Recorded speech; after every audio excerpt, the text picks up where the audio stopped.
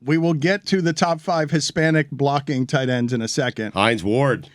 But before we end up doing that, I wanted to ask Andrew about just what you made of the last 2 weeks at the Dolphin quarterback position. Everything that's happened in the league where brain damage is concerned. No, it's been nuts. And it's a tough thing because it's the game of football. And I know that the conversation is around keeping the players safe. And yes, you have to do that. There's a process in place, but it's also it's a weird like thin line of like, well, this is still football and the sport is the sport, and it does not look good. And now that we have as much knowledge as we do and the conversation happens as frequently as it does, that doesn't change what the object of the game is, right? So, with the Tua thing, we've seen that. I've had a bunch of concussions in my career, and I think we all watched that and thought the same thing. Like, okay, we clearly see this guy is dinged. Get him out, right? So there was a miss somewhere with the processes we have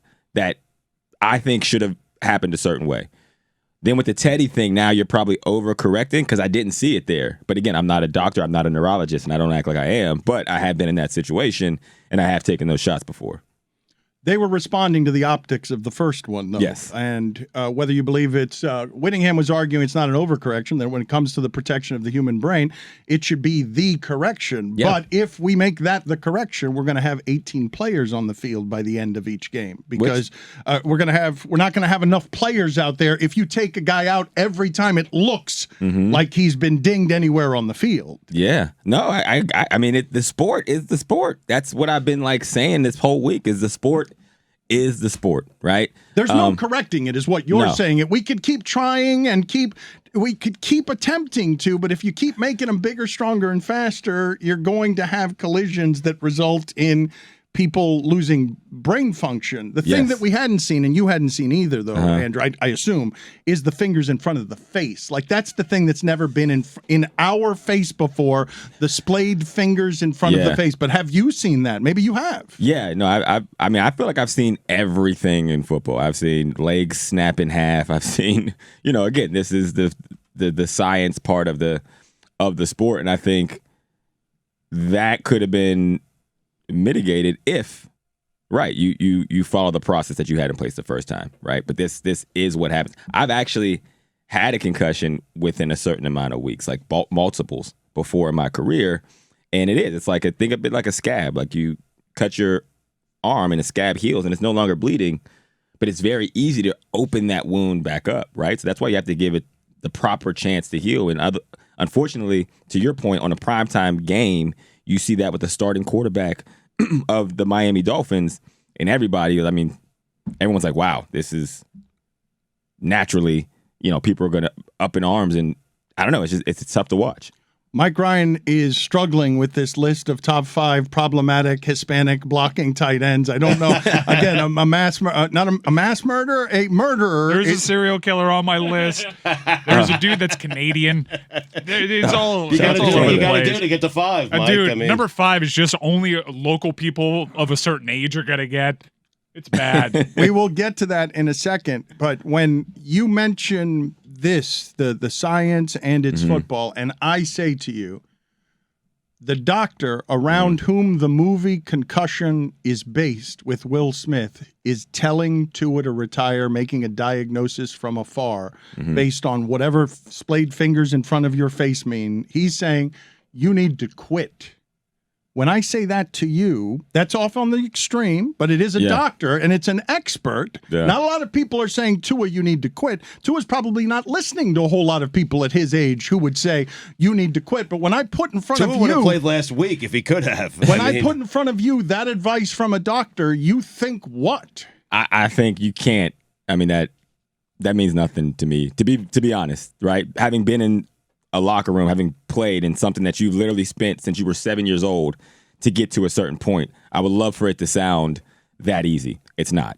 It's not that easy, and it doesn't always make sense that way, right? Everybody's line and the decision-making and why they're playing and the things that are important to them and whatever risks come with it, right? Because that's what it is. Like anything, you assess the risk and you go forward with it. that's not a test that a doctor from afar who doesn't know you, your situation, your family, the things that are important to you in life or beyond can assess from a distance. So Tua probably doesn't listen to it, and I don't blame him no matter what, because I wouldn't do that with any other player because, again, I don't know your situation, and that matters. It would scare me. I'm not built like a warrior. I measure consequences at every turn. But if I were Tua, it would scare me to just read that. Yeah. To simply pick up or to simply look into a computer and see those quotes from that guy. Right. I couldn't help but be alarmed. I wouldn't dismiss him as an extremist, but you have to in order to keep your fundamental belief that I want to keep playing and nothing will deter me. Or, I mean, you got to also realize that he might not view him as an extremist. He might just not give a damn about his opinion. You know, it's not the first time someone's probably told Tua to retire. There's probably other reasons when he's playing bad or whatever. Like, everybody's going to have an opinion. The thing about anybody who's making a decision, you have to make the best decision for you, and you got to take in the factors that matter because everything is different, right? There are players who don't care past that. You know what? Pac-Man Jones used to always tell a story.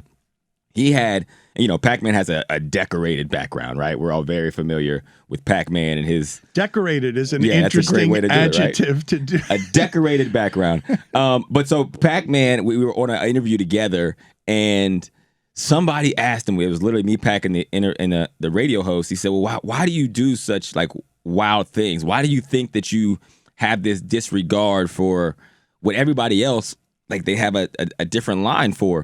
And he said...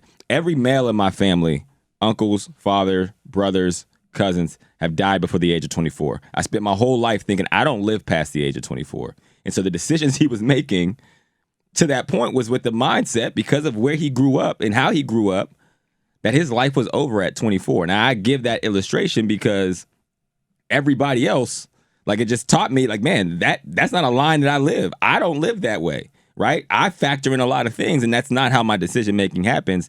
And I think everybody's situation, players, everybody sitting here has their own life in how they make those decisions, that what's scary to you isn't scary to Stugotz. What's scary to Stugotz isn't scary to me, right? And I think that's what people have to understand about football players. Like, in that logic that you think is like, oh, someone says this would scare me. You know what else would scare somebody?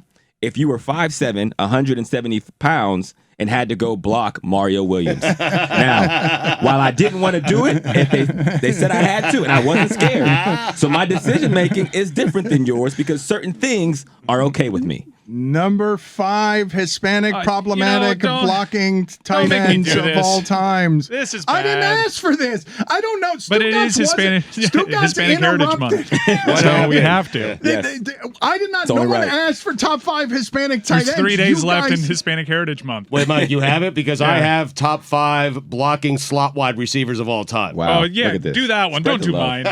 Let's do yours, too, though. I want to do his first. How are you making Hispanic Heritage Month? I don't under. You're saying it's got a couple of days. It's like in the middle of the month. It's weird. It's September 15th to October 15th. Ooh, everybody knows that. Yeah. Nice. I did not know that. Why are we doing it like that? What is that? Why wouldn't we put that at the beginning of the month? We'll take what they can give us, Stan. They didn't want to compete with the start of NFL season, so we can do the tight end list. All right, let's do them both. Number 5, Hispanic problematic blocking tight end of all time. He technically made the NFL.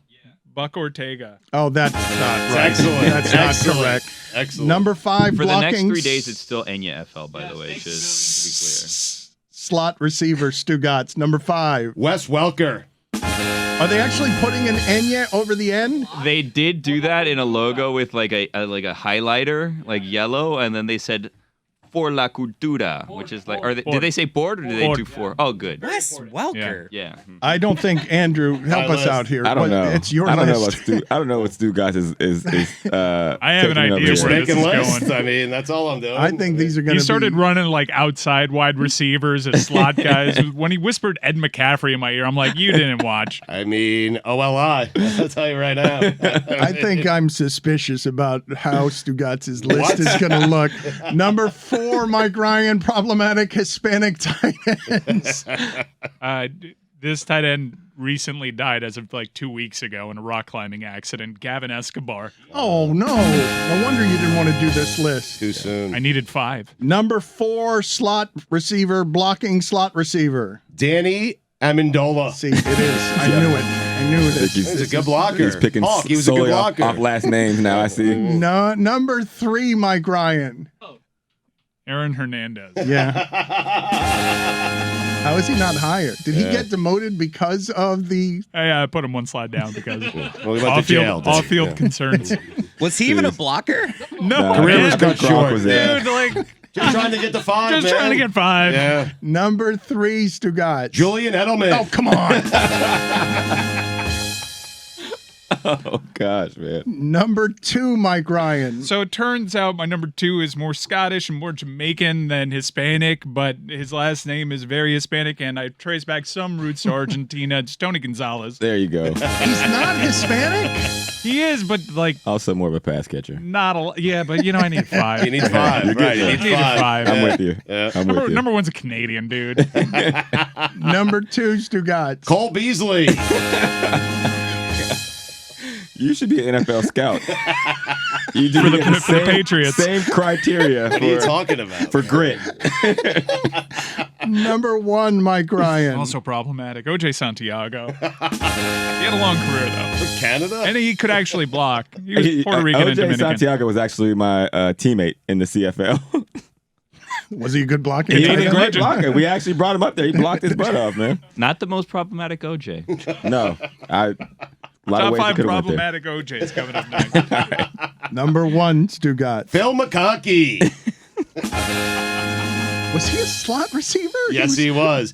Bavaro, McConkey. That's a Parcells team right there. You know man. what? That combination of grit and 1-2 is amazing, Stugotz. This is going to get a lot easier in the NFL because in an effort to grow the game, they're putting your nationality on your helmet. A lot of American flags, but also in addition to an American flag, you're seeing like Chris Olave. I found out he was Cuban because he has a Cuban flag. Yeah. Chris That's Olave is cool. Cuban. God. Yeah, he's Cuban we're on his back, father's side. baby. We're back. How about This is that? going to be a lot easier 10 years from now.